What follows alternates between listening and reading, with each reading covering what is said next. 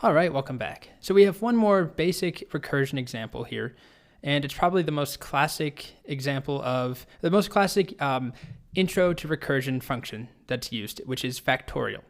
So if you're not familiar with factorial, it looks something like this as a mathematical expression, exclamation point. You don't read that as 4. That's just 4 factorial, which is equal to 4 times 3 times 2 times 1. And, 10 factorial is 10. I'm not going to type the whole thing out, but 10 times 9 times 8, all the way down until 1. So you could easily do this without recursion, just like all the other things I've shown you so far. How would you do that? Well, hopefully you can visualize it now, but use a for loop. And like here, let's define our function. We'll just call it function factorial. It takes in a number. And then let's make a total variable. Let total equal 1. And then we'll do a for loop. So let's do I equals num. Keep going while I is greater than 0. And then do I minus minus.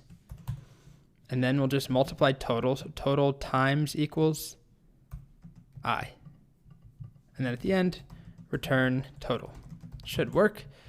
So total starts at 1. If num is 3, we're going to loop for I equals 3. So the first time through, we multiply total by 3. So we get 3. Then we subtract 1 from I. It's 2. So we multiply by 2 next time. We get 6. Then I is 1. So we multiply by 1, which technically we don't.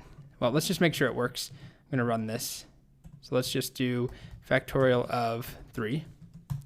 Okay, we get 6. Factorial of 4. We get 24.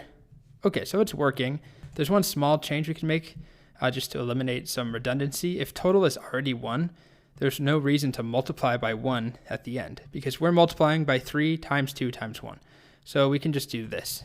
I is greater than 1. We multiply by 1.